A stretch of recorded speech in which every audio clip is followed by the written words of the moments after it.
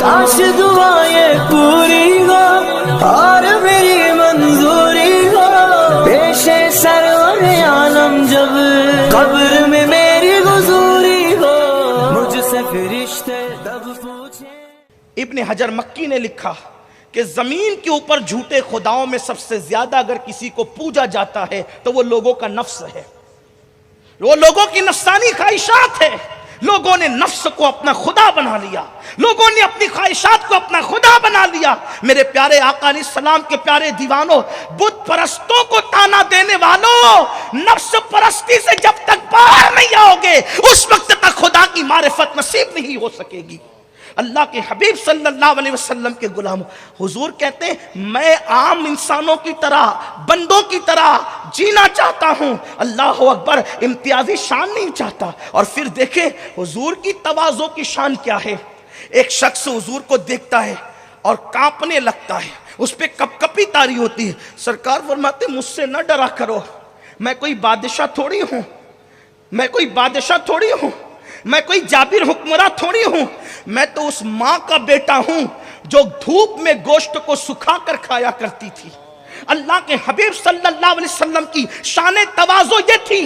جس دن اللہ کے حبیب علیہ السلام فاتح مکہ بن کر ہزاروں صحابہ کے ساتھ مکہ المکرمہ میں داخل ہوتے ہیں تو حضور علیہ السلام کی شان تواضع، اللہ اکبر، بلکہ تواضع حضور علیہ السلام کی پیشانی کو یوں چوم رہی تھی، تواضع مصطفیٰ جان رحمت کی پیشانی کو یوں چوم رہی تھی کہ حضور علیہ الصلوۃ والتسلیم جو ہے اپنے سر کو نیچا کیے ہوئے ہیں۔ جس سر پہ شفاعت کا تاج ہے، جس سر پہ ختم نبوت کا تاج ہے، جس سر پہ محبوبیت کا تاج ہے، اللہ اکبر، جس سر پہ مقام محمودیت کا تاج ہے، وہ سر جھکا ہوا ہے، اونٹ کے کجاوے سے لگ رہا ہے اور حضور علیہ السلام کی آنکھوں سے آنسو بہ رہے ہیں۔ اس شان سے اللہ کے حبیب علیہ السلام جو ہے کعبۃ اللہ شریف کے مطاف میں داخل ہوتے ہیں۔ حیرت کی بات تو یہ ہے یہاں ہمارے جوانوں کو اگر جینس اور ٹی شرٹ مل جائے اور قیمتی بائک مل جائے تو ایسا لگتا ہے جیسے وہ زمین پہ ہے ہی نہیں۔ کب تک غرور سے اکڑتے رہو گے؟ تمہاری گردن کب تک اکڑتی رہے گی؟ اکڑنے والے خدا کے محبوب نہیں بنتے۔ فاتح مکہ صاحب معراج اس شان سے مکے میں داخل ہو رہے ہیں کہ کجاوے سے پیشانی لگی ہوئی ہے، آنکھوں میں آنسو ہے، اور اس کے بعد جب اترتے ہیں تو اپنی چچا زاد بہن حضرت ابو طالب کی بیٹی حضرت ام ہانی کے مکان میں اترتے ہیں، اور اترنے کے بعد اپنی بہن سے کہتے ہیں، چچا زاد بہن سے، کیا تمہارے گھر میں کھانے کے لیے کچھ ہے؟ تو ام ہانی کہتی ہے یا رسول اللہ میرے ماں باپ آپ پر قربان، میرے گھر میں چند دن کے سوکھے ٹکڑے رکھے ہوئے ہیں۔ اس وقت اللہ کے حبیب علیہ الصلوۃ والتسلیم فاتح مکہ لوگوں کے سامنے سوکھے ٹکڑوں کو چباتے ہیں۔ آپ غور کریں حضور علیہ السلام کی شان تواضع یہ، اور قوم کا حال یہ، تھوڑی سی دولت آئی تو اپنے سامنے کسی کو کچھ سمجھتے ہی نہیں، اقتدار مل جائے تو اپنے سامنے کسی کو کچھ سمجھتے ہی نہیں۔ آج ہمارے جوانوں کو دیکھو، وہ جوان جن جوانوں کی جوانی قابل رشک تھی، وہ جوان جو کبھی فاتح اندلس تھے، وہ جوان جو کبھی فاتح بیت المقدس تھے، وہ جوان جو کبھی فاتح شام تھے، وہ جوان جنہوں نے کیسر و کسریٰ کی دولت کو کبھی پیروں تلے روندا تھا، آج ان کی محبوبیت، آج ان کا محبوب مشغلہ بن گیا ہے۔ جوانی کے نشے اور تکبر میں گانوں میں ان کی راتیں گزرے، غزلوں میں ان کی راتیں گزرے، زنا کے اڈوں پہ ان کی راتیں گزرے، اللہ اکبر، دوستوں کے ساتھ پارٹیاں کرتے ہوئے، عیاشیاں کرتے ہوئے ان کی راتیں گزرے۔ سن لو جوانی گزرنے کے لیے آتی ہے، سن لو جوانی رخصت ہونے کے لیے آتی ہے۔ اگر تم نے جوانی کے نشے میں، غرور میں اللہ کے غضب کو چیلنج کیا، اللہ کے غضب کو دعوت دی، میرا اللہ غیرت والا ہے، اللہ اکبر، اس نے ہزاروں جوانوں کی جوانیوں کو چھین کر کے خاک میں ملا دیا ہے۔ وہ دینا جانتا ہے تو لینا بھی جانتا ہے۔ اپنی راتوں کو جوانی کے نشے اور غرور میں زنا اور شراب کے اڈے اور گناہوں کے اڈوں پہ گزارنے والوں، سن لو ایک وقت وہ ضرور آئے گا جب جوانی کا نشہ ڈھلے گا، جوانی کی دوپہر کے بعد بڑھاپے کی شام ہوگی، اور اس کے بعد پھر تمہیں کبھی جوانی کی صبح دیکھنا نصیب نہ ہوگی۔ اس وقت تو جوانی پر رو گے، کاش اپنی جوانی کو ہم نے عبادت میں گزارا ہوتا، کاش اپنی جوانی کو تواضع میں گزارا ہوتا، کاش اپنی اپنی جوانی کو سنت رسول پہ عمل کرنے میں گزارا ہوتا۔ مجھے بڑی پیاری سی بات یاد آتی ہے، ایک صوفی بزرگ لکھتے ہیں ایک شخص کی بڑھاپے میں کمر جھک گئی، جب اس کی کمر جھکی وہ بیچارہ جھکی ہوئی کمر سے کھڑا تھا، ایک جوان کو مستی سوجی، وہ آیا اور بوڑھے بابا سے کہتا ہے بابا کیا ڈھونڈ رہے ہو؟ وہ بوڑھا چڑچڑا بوڑھا نہیں تھا، وہ جاہل اور اجٹ نہیں تھا، بڑا حکمت والا تھا وہ بوڑھا۔ جب جوان نے اس کو چھیڑا نا بابا کیا ڈھونڈ رہے ہو، بڑی سنجیدگی سے کہا بیٹا گمشدہ جوانی تلاش کر رہا ہوں، جب میں تیری طرح جوان تھا تو میں بھی آوارگی کی راہ پر تھا، آج میں اس جوانی کو ڈھونڈتا ہوں، آواز دیتا ہوں۔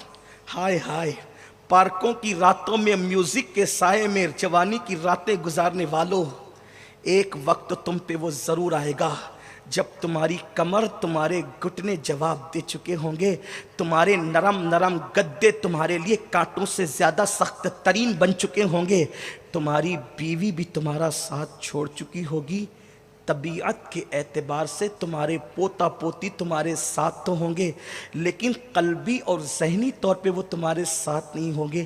اس وقت تو کائنات میں تم سب کے ساتھ رہ کر بھی اپنے آپ کو اکیلا تصور کرو گے، اس لیے کہ جو قدرت کے غضب کو چیلنج کرتے ہیں قدرت انہیں اکیلا کر دیتی ہے، اور جو قدرت کے نام پہ جان دیتے ہیں تنہائی میں بھی انجمن آرائیاں ہوتی ہے۔ اچھی طرح یاد رکھنا اس وقت چہرے پہ چادر ڈال کر سسکیاں لیتے ہوئے کہو گے کاش تو مجھے جلدی موت دے دے تو تیرا احسان ہو، اس وقت تو موت بھی نہیں آئے گی، اس لیے کہ جو جوانی میں آوارگی اور عیاشیاں اور غرور کر کے خدا کے غضب کو چیلنج کرتے ہیں قدرت انہیں ذلت سے پہلے موت نہیں دیتی، اس سے پہلے کہ تم وہ دن دیکھو یا وہ شخص وہ دن دیکھے جو جرائم کر رہا ہے۔ کتنا غرور کرو گے، غرور کے نشے میں ایک دوسرے کو پہ ہاتھ اٹھاتے ہو، ایک دوسرے کو حقیر سمجھتے ہو، ایک دوسرے کو گالیاں دیتے ہو، پڑوسیوں کا حق تلف کرتے ہو، کسی کا مال لے کر کے ہڑپ کرتے ہو۔ سنو میرے امام اہل سنت سیدی اعلیٰ حضرت فرماتے ہیں کسی مسلمان کو بے وقوف بھی مت کہنا، کسی مسلمان کو بے وقوف کہنا بھی حرام ہے۔ لوگوں نے پوچھا امام یہ بے وقوف اتنا چھوٹا سا لفظ اور آپ کہتے ہیں حرام ہے، بے وقوف کہنا حرام ہے؟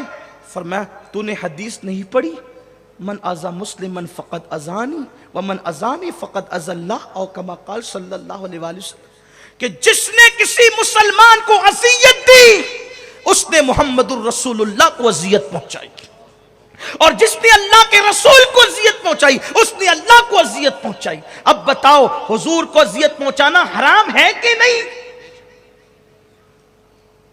یہاں تو کسی مسلمان کو بے وقوف نہیں کہہ سکتے، اور اب تو مسلمانوں کا حال یہ کہ وہ بیوی کو بھی ماں بہن کی گالیاں دیتا ہے۔ ہند الولی سرکار غریب نواز رضی اللہ تعالیٰ عنہ فرماتے ہیں جس نے کسی مومن کو گالی دی مرنے سے پہلے توبہ نہیں کی، اس سے معافی نہیں مانگی، ڈر ہے مرے گا تو کہ اس کا ایمان اس سے چھین نہ لیا جائے۔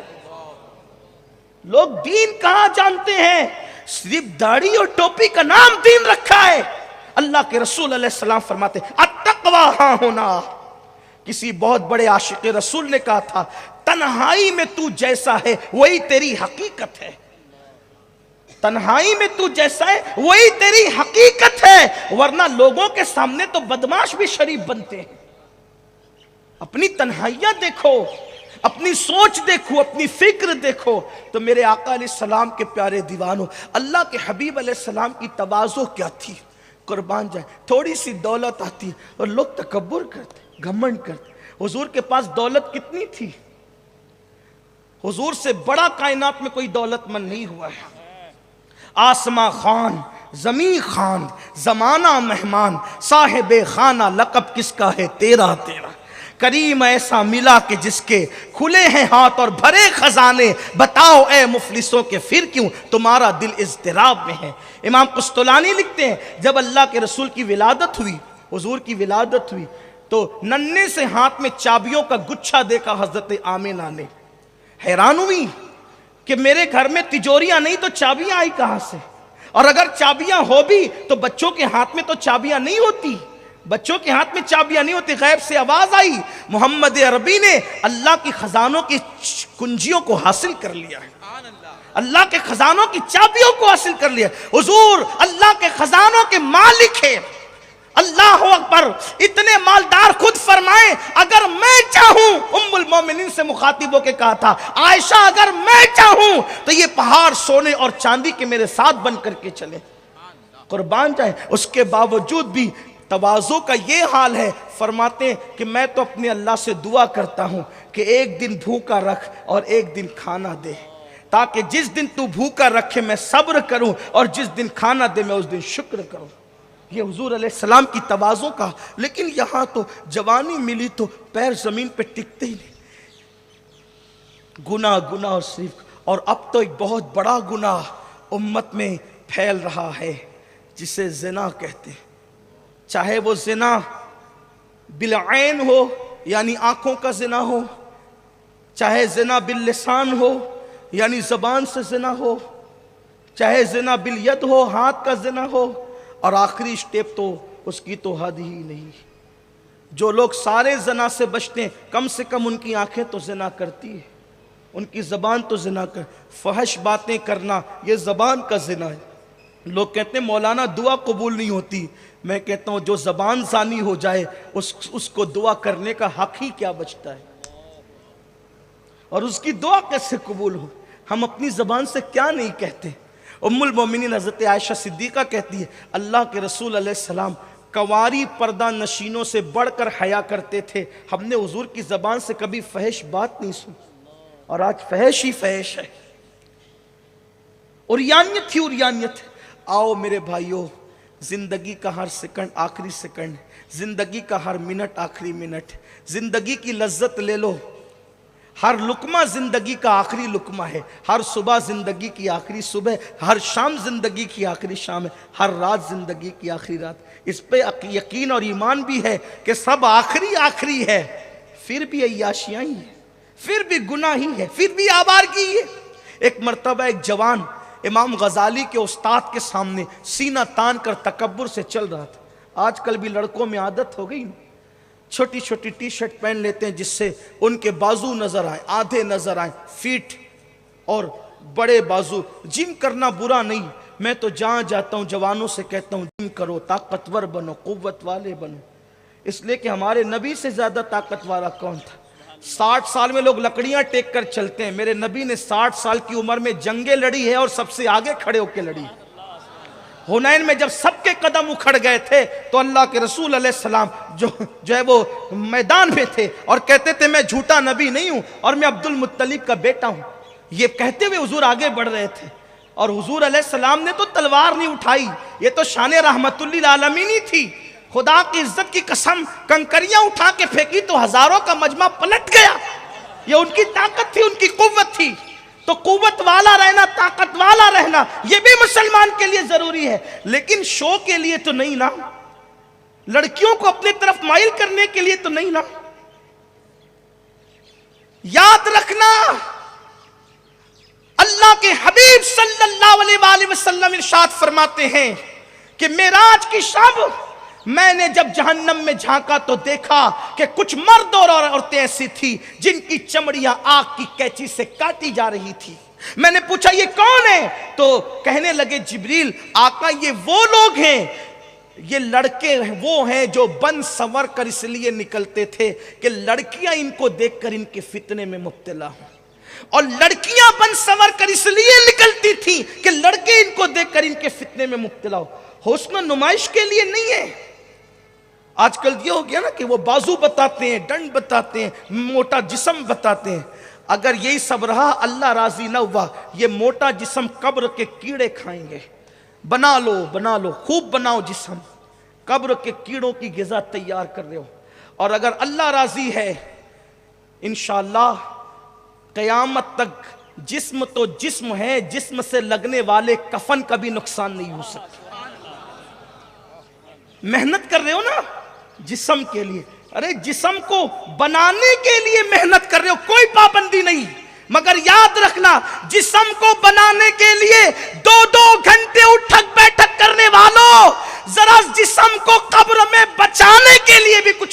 کر لو. جسم بچانے کے لیے محنت. 2 گھنٹے اٹھ بیٹھ کر رہے ہو اور ظہر کی 4 رکعت نہیں پڑھ سکتے, عصر کی 4 رکعت نہیں پڑھ سکتے.